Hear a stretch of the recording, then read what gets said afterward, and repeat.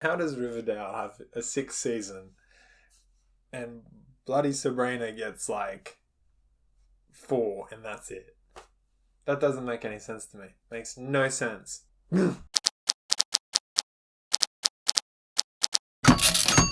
Okay, so this is going to be my review for The Chilling Adventures of Sabrina, the Teenage Witch, a Netflix original. And for me, I had like a lot of fun with this film. So something that I didn't get very far into is Riverdale. I never really got far into Riverdale. It was just one of those shows that I got like 4 episodes into the first season, and I was already being like, this is ridiculous. Like, what even is this? And I was just, nah, not in for it. Not in for it. You know, too much teenage angst, too much plot that doesn't make any sense, too much, just decisions and all that just, what? Like, you're just left confused, and there's no real clear explanation, and then they jump around, and then apparently they're messing around with genre now, and everybody slept with everybody, and I am so confused with that show. But Sabrina, on the other hand, is fantastic. I think, sort of. It's enjoyable. You can get a lot more out of it. So something that I really enjoyed out of this was definitely its genre, the fact that it's, this dark fantasy realm. And this is something that I really loved from the first season, like it had this kind of quirky vibe to it. It had this kind of, like, it knew the genre that it was and it was going to have fun with it. But then just even in the first season, it just quickly went down to being this kind of Riverdale kind of show, but just with witches and magic. It kind of pulled away from this kind of quirky element that it had to it, where it was almost kind of felt like props on a set, and it had this fantastic kind of feeling. That's something that really drew me in. It was a show that never really went beyond what it was trying to do. It never really tried to break the mold or anything. And it had a lot of fun playing with the whimsical nature. There was never really clear explanation over like how the powers of the witches really worked. Like, we understood that their source was devoted to the god that they worshipped, but beyond like the limits of their powers and stuff like that, there wasn't too much exploration there. And it just... season 2 and 3 really developed, really focused on like the relationships between who was dating who at certain points, which is why I felt like it's Riverdale but with witches, and maybe they tossed a coin or something, they just, Sabrina lost. I don't know. But at the end of the day, for me, this was a show that it was nothing that you had to take seriously. You could always just, flick it on and have a bit of fun with and kind of enjoy the world that was in. And then season 4 came along to end the show, and it was being told it was going to be the end, so we kind of expected this conclusion and a nice little bow tie that knitted all the knots and got everyone being with everyone, but it didn't kind of...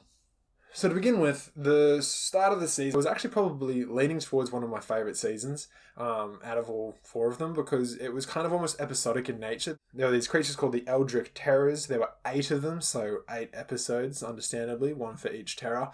And they had to go and, conquer each terror throughout the episodes, but then they kind of deviated from that plot outline into just going into this weird outline when things just went awry and certain characters escaped, and then this, that, and the other thing, and then they were in this alternate reality. That was actually a really fun episode. And they had to deal with, the fact that there were 2 Sabrinas, so they had to kind of focus in on that a lot more. And so they did a really great job kind of, I guess, balancing that and focusing on that. And the I guess you could say the weekly terror, the terror of the episode was also really fun, because they just had these really kind of vibrant kind of feels to each one, and each episode kind of focused its style to match that terror. And it was just, that to me is where the highlight of this season really came in. But when it came down to certain characters such as Lucifer, the god of sin, the deity that created hell and the offspring to countless terrors and sins and death, he was kind of pushed to the side as like a nothing character. Like, his death was so anticlimactic that it was just shoved in and then swept aside. You had like one final scene, and that's it. That's what you got. That was it. And it was just like, I mean, at least he's not a cop. He's not a cop, and I'm happy with that. He was actually Lucifer. I don't like the idea of him being a cop. I don't like it. Not me. So Lucifer was kind of pushed aside. Like, there was this one scene with Lucifer, right? And he was coming to seek vengeance because he heard that, something had happened to somebody that he loved, without spoiling anything, and he summoned all 8 miners that were in the mines next to the gates of hell, and he was like, "You shall be my legion of vengeance," and took them with him to get his vengeance. And then in about 2 seconds, they had all been wiped out. He'd ran off scared back to hell, and then he spat in a fit of anger that his forces were vanquished, like it was a massive battle. And it was just so anticlimactic to what he was trying to be built up as. And there was a couple of moments when he did kind of act like the devil, because he's the devil, but then, they didn't. And then it just kind of, it kind of got underplayed and undersweet with all these other things that were happening in the show. And I get that they were kind of cramming in, like they had to tie up almost like 8 different characters and 8 different storylines, and they just weren't really getting, I don't know, it wasn't that successful to me, or it didn't feel like it was being that successful. I mean, maybe they found out they were being canned like halfway through the season, because it just kind of wrapped up almost too quickly and too messily. Like, it was just all over the shop. For me, the ending and the final episode, so many things went down between so many characters, and then they were just never seen again. Like, you kind of had this one quick moment, and then that was it. You'd never seen them again.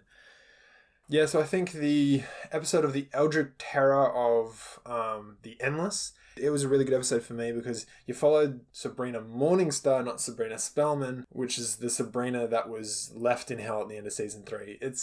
The show's over, alright? Spoilers have been made. I think watching her in this alternate reality situation as well, that was a lot of fun to kind of explore. It was this kind of almost meta kind of situation to it. And you actually had the old Auntie Zelda and Aunt Hilda return, the returning cast from the sitcom show from back in the 90s, I think it was. Yeah, I think it was the 90s. Anyway, so they return for this episode, and and they play a lot of fun there, because they play the aunties in this reality, but then obviously things aren't quite right, and Sabrina Morningstar has to solve them. Eldritch Terror of the Weird, which is like the 3rd episode, that one was a lot of fun too. It was weird, and that's what this show really needed to be more of. It needed to be more weird. It needed to be more kind of, absurd on that kind of weird kind of side. I said weird way too much then, but it needed that element, and I think that was the element that I really loved, and it really kind of tagged me in the first season and the first few episodes of the first season.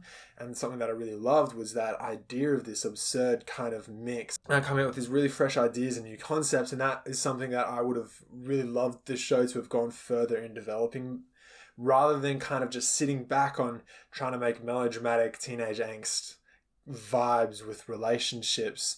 Actually, for the most part, the bulk of the episodes, there was just a lot of fun, which is why it was probably going to be my favourite season out of a lot, because I kind of like this kind of weekly kind of episodic theme to it. I think, coming off from The Mandalorian, when it has that episodic kind of structure, it's actually something that I kind of miss, because you get a lot of TV shows these days that are trying to tell this big overarching story. So to have a kind of more episodic kind of structure to it, it's kind of nice to have that, to have that kind of vibe. And this was a show that was kind of really leading towards that, which was really really great. But yeah, it just kind of didn't live up to it towards the end, because they obviously had to cram in so much. And I think they were having a lot of fun with this idea and this structure as well, which is what makes me think it got cancelled to like halfway through filming the season, because there was this overarching theme and storyline that they were going through, but then the ending just got so muddly so quickly, and it just didn't really make a huge amount of sense. I don't know. For any Sabrina fans out there that have, gone through all 4 like me, then I think you won't be too disappointed. The ending, maybe just because of the way it's structured and the fact that it's a bit... it just doesn't end cleanly. Like, certain characters end up in situations and they kind of just use a sentence to kind of justify what's happened, or they've been like, oh, I'm just going to do this now, and then that's it. That's all you see of them. So certain characters do just miss out on having a certain ending, and that's okay, I suppose. If you want. I would have liked an ending a bit cleaner. Oh, and one thing that did annoy me, but they really leaned away from in this season, which was so good, is Sabrina, to me, was a character that frustrated me. She frustrated me so much because she kept making the decisions that were just so dumb. And every time somebody said, Sabrina, don't do this, like the next scene, she goes and does it. And then, of course, everything like falls apart and chaos has erupted. So naturally, like, she doesn't listen. She learnt that lesson in this season and she acknowledged her mistakes. And even Ambrose made the point to even talk about how that was a mistake and then make a point to be like, hey, you actually listened to me and my advice. That's incredible. And so I think the writers obviously saw that, or there's been enough noise about it in other reviews that they've acknowledged that and they kind of fixed that a little bit in this season. The Imp of the Perverse was a good episode. That was a fun one. Because you had this kind of Nazi kind of flip to it when all of Greentail became Nazis. And that was actually a lot of fun. I really liked that one. Because final verdict for this one would be, it's good. It is solid. You're going to get a lot out of it if you switch off your brain for a minute. You like Riverdale, but you like witches. Happy birthday. You found a great one. Otherwise, guys, this show is officially cancelled. It is over. So I won't be seeing any more Sabrina probably anytime soon. As always, guys, stay tuned for more reviews. And if you like what you see, you want to see more, go see more. But let me know what you think. I'd love to hear your thoughts. Comment down below. Subscribe if you want to. All that jazz. And I will be around for more reviews to come.